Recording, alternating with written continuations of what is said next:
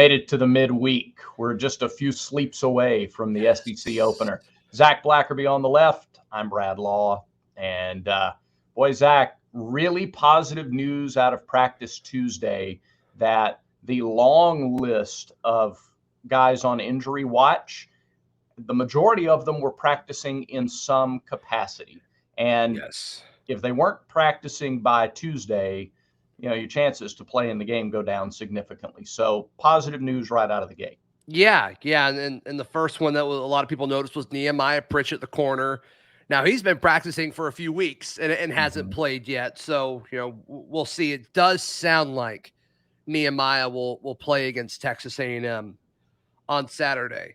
And then other guys, Donovan Kaufman, talked to folks that have talked to Kaufman. He's expecting to be ready to go on Saturday, which is huge. And then the offensive lineman, that's probably the biggest outside of the defensive backs, is you need these offensive linemen. Both Cam Stutz and Xavier Miller were practicing on Tuesday. The Stutz one makes sense. Miller, that injury looked a little bit more serious to me.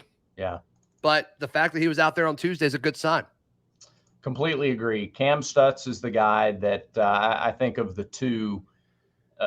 Coach Freeze said Monday in his presser, he kind of sets the tone. He's the guy that was mauling people in the Cal game. And, one of the leaders on this team. And as you look at the Texas A&M defensive line, I look at the interior of the defensive line, 6'4", 290 and 6'2", 325. There's some pretty big guys out there that those interior linemen are going to have to create some space against or hold them up in this offense. So Cam, I think, is the guy that everybody's looking number one, certainly offensively, maybe number one overall on that injury watch for this weekend. Yeah, of course, I think Donovan Kaufman is more important now because of the Keontae Scott news. Keontae Scott missing time. So Donovan Kaufman's certainly towards the top of the list. Yeah, for sure. And then Xavier Miller too. Look, A&M people and really SEC people, they love Fidel Diggs, right? Super talented guy. I think he was a 5-star regardless. He's very, very good. He's very, very talented, very, very physically gifted, but hasn't been productive this year. 48 pass rush attempts, just 4 pressures. That's not a good ratio, and none of them have been a sack. They've been either pressures or hurries or quarterback hits, but he hasn't actually come down with a sack yet, and that's a guy that you would need to do that if you're Texas A&M. And we've been hyping up this Texas A&M front seven, and I think it's valid. I think it's worth it. But they haven't been as great as they are, talented. Right. And I think you could say the same with some of Auburn's players too. Sure. But Texas A&M's big thing is we're going to get 4 and 5 stars. We're going to get really good classes. We're going to pay everyone. It's going to be great. And then when Jimbo's asked about it, he's going to get mad, which is a weird thing. It's legal now. It's not, it's okay. And then they're not going to be as good as they could be elsewhere. That's the consistent theme that we've seen. So what version of this defensive line are we going to see? Walter Nolan's another big guy who plays his 3 techniques for Texas A&M. They play him on both sides of the defensive line. He's played some end as well. Big dude, very, very aggressive. And you need Cam Stutz to block him, right? Because that push went away against Sanford when Cam Stutz left. And so I'm with you. Cam Stutz should be towards the top of the list. Diggs is a guy, going back to him, he forced 2 fumbles in the Alabama game. He had 6 tackles, 3 tackles for loss. I'm not as familiar with what he did the rest of the season, but that kind of feels like a game where you would make a name for yourself and a game where you would raise expectations for yourself going forward. Similarly, Jalen McLeod is another guy for Auburn who's on that injury watch that raised his profile against Texas A&M last year in College Station. He forced 2 fumbles in the ball game, 2 tackles for loss. He really created pressure. And, both of these teams have gotten turnovers. Both of these teams have also given the ball away. Texas A&M has been susceptible to giving the ball away. They're at a -1 turnover margin through the first 3 games of the year against New Mexico, Miami, and Louisiana Monroe. So Jalen McLeod, if he is healthy, is a guy that, you're going to see trying to do that again. And Hugh Freeze said Monday it'd be huge to get a couple of turnovers in this game on the road against a team that on paper in the recruiting rankings is more talented. Yeah. And Jalen McLeod was seen at practice on Tuesday. Other questionable guys, Jarquez Hunter was as well. Luke Deal was as well. Yeah. And there's another one, Javaris Johnson, who didn't work for the receiver. He was out there. So, I mean, that's actually shocking to me because some of them seemed worse than that. So if all of those guys play and you're only missing Keontae Scott, suddenly I feel a lot better about Saturday, Brad. Yep, completely agree. I think and I do think there's a sense, don't you, of all right, well, this is conference play.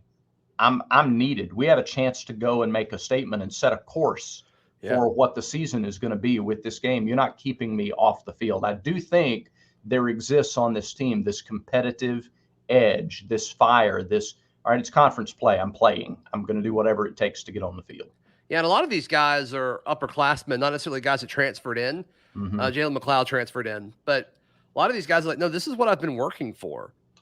You're going into conference play with a coach that's actually going to give you a chance to succeed. Yeah. At least that's what they believe in. And so we'll certainly see if that happens on Saturday, but I don't think they want to waste it. And I also don't think they want to let their teammates down too. I think there's some kind of, camaraderie aspect. This team seems close, which is certainly a good thing. So what's your gut on Cam Stutz and Xavier Miller? You think they play on Saturday? I think Cam plays. I'm less confident that Xavier plays. I just, again, with no inside info, that's just watching this past Saturday. And you mentioned it before, the injury to Tutal looked more serious than the injury to Cam. And so, having said that, if you ask me my gut feeling, I'll actually answer. I expect both to play. I expect both to give it a go. I expect Cam to be able to go maybe longer or be more productive than Xavier. Yeah. Okay. I got you. You ready for stat time, Brad?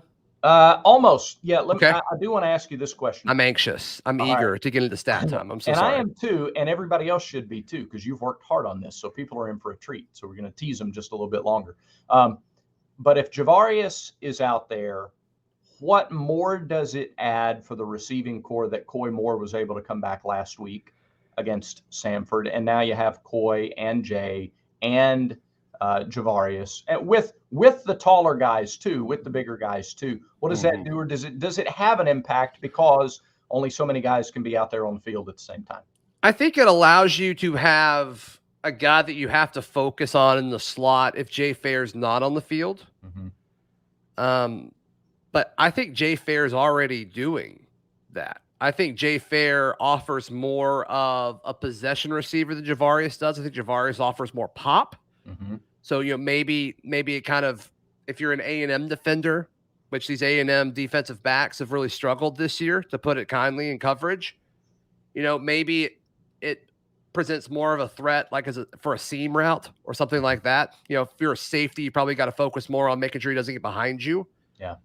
And like we've talked about it before, I talk about it on every show that I do. Like, the more you make college athletes make decisions, the more likely they're going to make an incorrect one, right? And so I think the more personnel groups that you put out there at wide receiver, especially when it's like Auburn's receivers, where they all have different types of skill sets, especially when you look at Javarius Johnson and Jay Fair, both slot receivers, but different. Same with Coy Moore. You can put him in the slot. He does different things than the other ones do.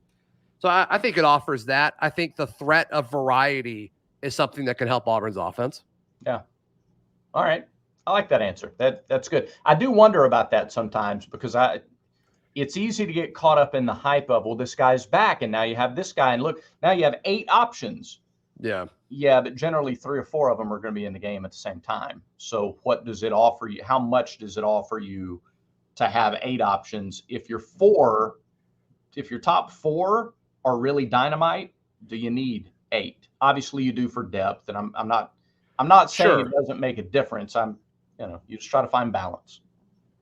Yeah, we've talked about this before with the receivers. Like, they targeted Jay Fair 20 times. Yeah. They targeted Hooks, 12 or 14, I forget. And then they've targeted Rivaldo 7. Everybody else is under that.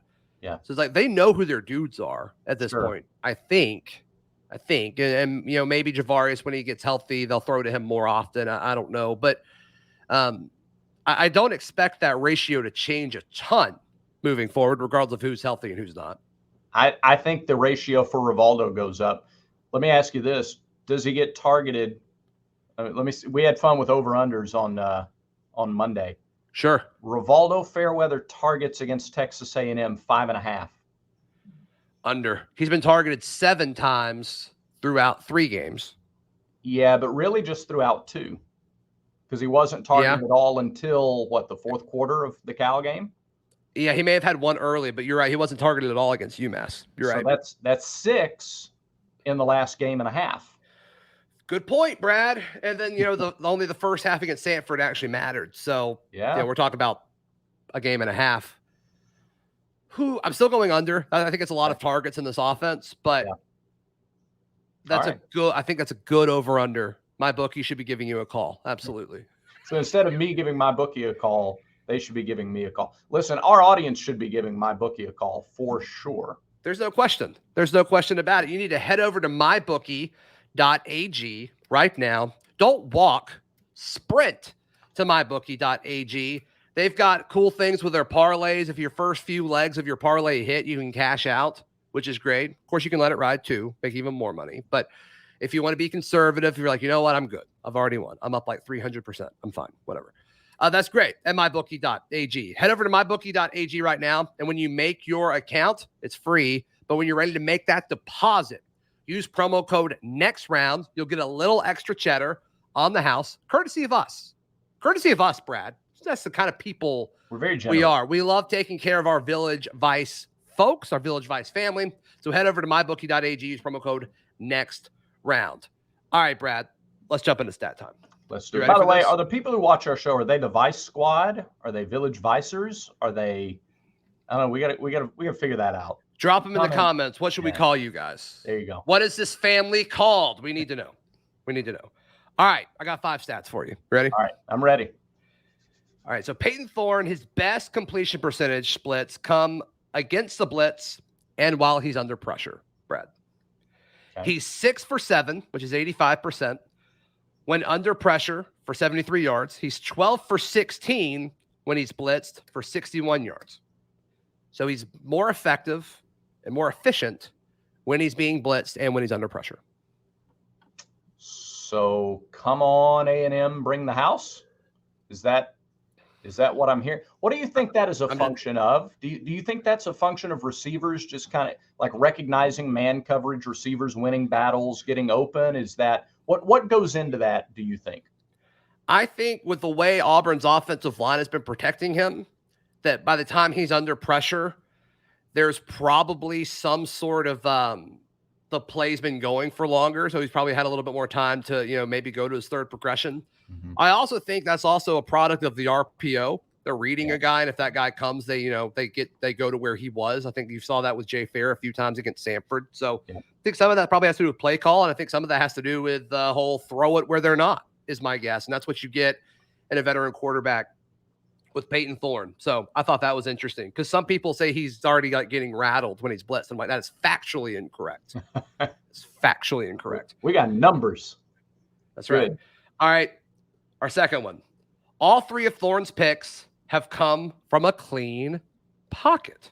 So it's kind of the opposite of what we just said. Thorne's been given a clean pocket on 82.7% of his dropbacks, which shout out the offensive line. That's very good. He's thrown all 3 of his picks when the pocket was clean. The opposing defense also did not blitz on those plays. 2 of those were deflected, at least 2. I don't remember the third one, but I know one against Cal and obviously the one on the first drive against Samford. And the third one was a deep throw against Samford. That's right. Yeah. Which he had all the time in the world, and Jair Shorter was right in front of him. Right. So that one's the red flag. The other 2 were deflected, and arguably, while difficult catches because of either the height or the speed of the ball in traffic, still those receivers, forget fans talking stuff, the receivers would tell you, that's my bad. I got to catch that. Yeah, and Freestad, it was like one of the first things he said after the game, and everybody's dropping their comments like, well, dude, he threw 2 picks against Samford. It's like, he threw 1. Like, the other one was not it's not on him. According to the head coach. The head coach said it. So it's not just us sunshine pumping. All right. Got any more thoughts on that one?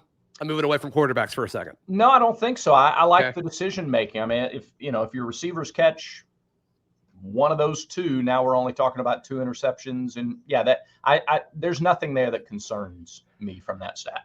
Yeah, once again, like look at the reps, don't look at the outcome. We talked about that after the Samford game, as far as like points and yardage, like what's the execution look like? And I think when you do that instead of just like the box score, which is ironic because we're just listing stats right now, but whatever. All right, so I actually tweeted this one out last night, Brad, because I couldn't believe it. I couldn't believe it. Dylan Wade, Auburn's left tackle, he's been awesome at pass protection this season. In Wade's 89 pass blocking reps, he is not allowed a pressure or a sack. It's pretty strong. Pretty strong. And when we talk about the one-on-one matchup with Fidel Diggs, Dylan Wade, that's going to be a big matchup to watch. NFL scouts will be watching that one too. No question about it. No, that's terrific. And it's exactly the kind of thing that when you back up and look big picture about this staff and their plan for recruiting and their ability to identify, it's not that it was a big secret that the offensive line was sort of rebuild number one that needed to happen. Yeah. But to go out and get a guy that has immediately come in and immediately produced and immediately done his job at the high level at which he's done it in an offense that wanted to throw the ball more, that's terrific, and it bodes well. Now, let's look at these next 3 weeks. Next 3 games, supreme tests for Dylan and everybody on that offensive line. But tell you what, that's a more exciting stat than, giving up 2 pressures or 2 hurries through the first 3 games. Big old goose egg. Love that. Yeah. Yeah, I will put an asterisk that he has had 3 penalties. So we'll keep that there too. That's worth noting. Extra gaffers. DJ James. DJ James is off to a great start of the season. His assignment in coverage has been targeted 13 times. In those 13 attempts, he's had 3 pass breakups, an interception, and a dropped interception. That would earn opposing quarterbacks in the NFL a 34.1 passer rating while targeting DJ James. That's an excellent stat. And to that, I say, go DJ. That's my DJ. I think the DJ has us falling in love again. All right. Yeah, anything else on that before we go to the last one? No, I mean, that's again, when you have a guy who's shutting down half the field, he's so good. He's so taking literally a third of the field away on every play. Yeah, or a dude away. Yeah, Or it's now 10 on 10. Yeah, it's really curious to see if he follows Aniyah Smith around, or excuse me, not Evan Stewart. If he follows Evan Stewart around, or if he just plays field side or boundary side. I'm curious to see how they use him. Stewart is 6 feet tall, 175. Aniyah Smith, 5'10", 200. I mean, they're not. Yeah, Aniyah is more of your slot guy, but yeah. Evan Stewart, he's listed at 6 foot. I don't think he's actually 6 foot. Like he's Jared Harper measurement there. Maybe, but like he's so electric and explosive. Like he's figured out how to make it work. There's no question. But DJ's a physical corner, and so if DJ can get his hands on him at the line of scrimmage like that, I think that helps Auburn. So. Yeah, I agree. Stewart 11 catches, 142 yards against Miami's pass defense. Yep. But I don't think I feel confident saying Miami doesn't have a DJ James. That's correct. Yeah. That's correct. All right. If you take away quarterback scrambles, because those weren't design calls, half of Auburn's rushing touchdowns have come from running around left end. So Auburn scored 10 touchdowns on the ground this season. Take out the 2 quarterback scrambles that went for a touchdown. Auburn has scored 4 of the other 8 touchdowns on the ground by running around left end. So Auburn's ran the ball around left end 24 times for 115 yards, 4 touchdowns, and 10 first downs. That's also the most first downs of any direction. Shout out Dylan Wade. Yeah, again, I was going to say that goes back to Dylan Wade. It goes to your tight ends as well. I mentioned we talked about it after the UMass game. Brandon Frazier was in for a couple of those touchdowns. I mean, the tight ends and Dylan Wade together have done really good work this year on the ground. I wouldn't be surprised, by the way, to see a few called quarterback runs early in the Texas A&M game. I think you got to take it, you got to go behind the guys who have proved to be, to this point, your most effective players. And so, yep, I think early in the game, you see more splits to that left side because you got to establish things behind Dylan Wade and that left side of the line. Mm-hmm. Yep. And it's not the highest average around left end. They actually do the best running up the middle as far as like average yards per run. But in the red zone, it seems like they're going, or in short yardage situations where they have to convert, they're running to the left. And the Sean Jackson run against UMass factors into that some. That was a run right up the middle. The Jeremiah Cobb touchdown against UMass factors in. You think about the long touchdown runs this year for Auburn, and the bulk of the 2 or 3 longest running plays, I think, have come right up the middle. Yeah, that's probably a good point. Good point. So, yep, that's stat time. There we go. I love stat time. There we go. It's going to be a weekly segment. A fun time. I think so. I think so. We're going to look forward to stat time throughout the year. All right. Let's give some folks some love, Brad. Yeah, let's do it. Lance's Lock. Lance's Lock. If you are using Lance's Lock, you had a really good week last week. And as we get set for week 3 of the NFL, week 4 of the college football season, SEC play, have you looked at the slate of games this weekend? They just seem to get better and better. You got Ohio State, Notre Dame. You got obviously Ole Miss and Alabama. You got Auburn, Texas A&M. You got some really intriguing matchups. You need lanceslock.com. You can still get the best price on the monthly packages and the annual packages. Sign up today for the best deal at lanceslock.com. Incredible. Yeah. Incredible. All right. So what's your gut feeling? Do you feel better about this matchup between Auburn and Texas A&M now than you did at the start of the week, or has not much changed? Yeah, given the injury news yesterday and the guys who are out there going through. Now, look, the practice report wasn't that, yeah, they're all fine. They were out there going 100%. They were just participating in some form or fashion. But they have another day. They have a walkthrough on Thursday. There's still time to get closer to 100%. The more I look at Texas A&M and those talented, very talented, but youthful offensive tackles, I don't think you saw a lot of, because of the way Samford ran their offense and because of the injury situation, you didn't see as much exotic stuff out of the defense a week ago. I think you see that return, and I think that causes problems. And we'll get into our predictions on the Thursday show. But yeah, I am more confident today than I was even earlier in the week. I'm with you. I'm more confident.